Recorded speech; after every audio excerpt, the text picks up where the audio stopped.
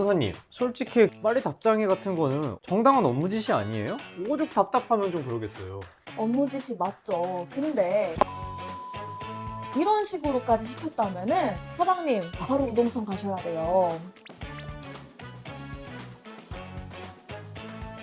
노무사님, 이거는 실제 사건이죠? 네, 오늘은 제가 직접 조사하고 검토했던 사건을 익명으로 바꿔서 가져와 봤습니다. 병원 단톡 처음에는 확인 부탁해요였는데 어느 순간부터 왜 답이 없어요? 익십하지 마세요. 막 이런 식으로 바뀌게 되거든요. 이때부터는 일이 아니라 사람이 평가받는 느낌이 들게 됩니다. 뭔가 점점 강압적인 분위기가 돼가네요. 네, 맞아요. 그리고 그 다음 문제로 이어지게 되는데요. 단톡방에 상벌 기준표가 올라오고 면담에서 교육을 하시면서 서명까지 요구를 하게 돼요.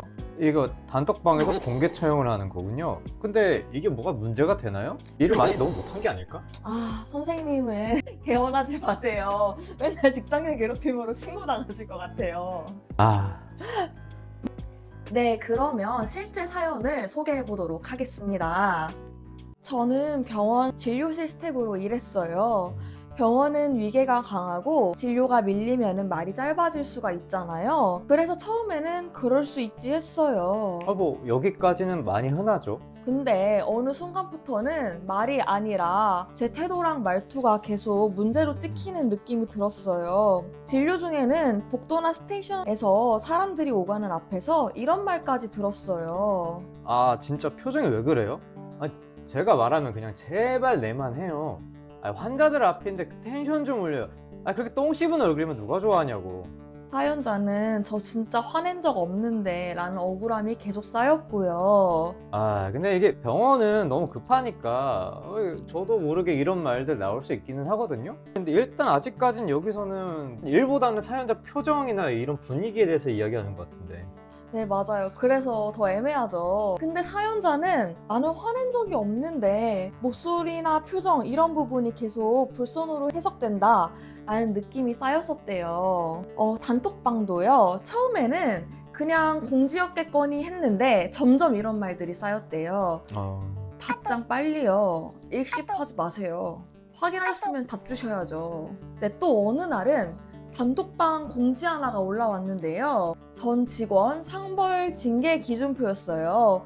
불친절, 말투 문제, 클레임, 차트 실수 이런 항목들이 적혀 있고 단계가 올라가면 서면 경고, 심할서, 인센티브 차감, 마지막에는 퇴사 권고까지라는 단어가 있었대요.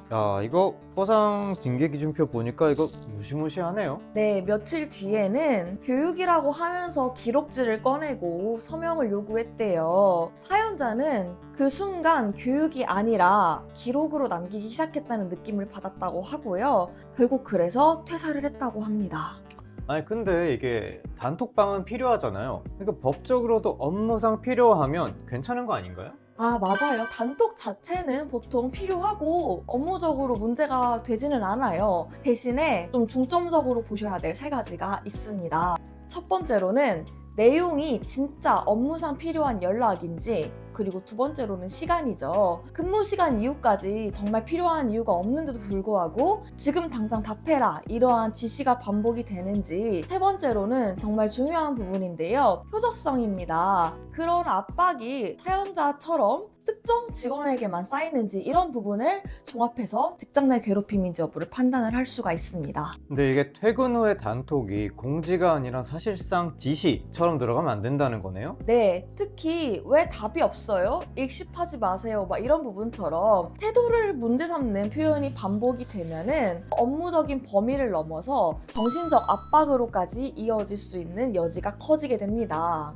근데 이게 환자들 앞에서 좀 텐션 좀 올려라 이런 얘기들은 저도 이제 로컬에서 잃어봤지만 응급실이나 중환자실이 아니면 아무래도 이게 의료 서비스를 제공하는 그런 차원이니까 밝고 친절하게 하라는 지시를 끊임없이 저도 받거든요. 환자 응대지도 자체는 가능해요. 근데 왜 화내요? 처럼 뭐 사람을 좀 단정하거나 공개적으로 이제 반복돼서 모욕감 이런 부분을 느꼈으면은 결과적으로 지도가 아니라 그 사람을 위축시키는 발언으로 해석될 수가 있어요. 결국에는 업무 얘기인지 그리고 사람을 표적해서 공격하는 말인지가 갈리게 됩니다. 그럼 여기에 써 있는 것 중에 이제 면담 서명은요? 이게 교육 확인이면 괜찮고 심할서까지면 뭔가 위험한가요? 네, 정확합니다. 서명 문서가 교육 내용의 확인인지, 즉 안내 차원인지, 또 인센티브 차감과 같은 불이익으로 이어져서 결국 징계 절차를 우회하는 협박 도구로까지 사용되는지 봐야 합니다. 이번 사연에서 볼 때 징계 기준표에는 퇴사 권고 문구도 있었잖아요. 그건요? 네, 그게 또 하나의 큰 리스크예요. 퇴사 권고, 흔하게 들으셨을 수 있겠지만은 이 권고 사직은 사실상 징계가 아니라 원래는 합의거든요. 즉, 근로자가 자발적으로 동의를 해야 성립하는 거여가지고 이걸 기준표에 징계 단계처럼 넣어두고 사실상 다음 수순처럼 작동하게 만들면은 퇴직 강요로 해석될 수가 있어요. 징계는 절차를 거쳐서 가야 하는데 퇴사 권고로 우회하면 나중에 부당해고 또는 강요퇴직 다툼이 커지고요. 특히 특정 직원에게만 그 흐름이 적용됐다라고 보이면 더 위험하게 되겠죠. 그러니까 즉 전 직원 공지처럼 보여도 이게 실제로 뭔가 한 명을 겨냥해서 작동하면 문제가 될 수 있고 퇴사 권고는 애당초 법적으로도 잘못된 그런 선택이다. 네, 맞아요. 그래서 이 사건은 단톡 압박 그리고 공개 말투 지적 또 나아가서 기준표에 퇴사 권고까지 포함되어 있던 구조여서 이러한 서명 흐름이 한 번에 겹치면서 당사자는 나를 정리하려는 수순으로 느끼게 되고 퇴사까지 하게 된 거죠. 그럼 노무사님, 이런 상황이면 당하는 입장에서는 그냥 못 다니겠다 생각해서 이렇게 사직을 희망하게 되는데 이러면 당장 퇴사해도 되는 거 아니에요? 네, 그 질문이 바로 다음 편 핵심이에요. 감정적으로 못 다니겠다 하고 확 갑자기 나가버리면은요, 오히려 근로자 본인한테 불리해질 수가 있거든요. 그래서 그만두더라도 안전하고 현명하게 나가는 방법이 있어요.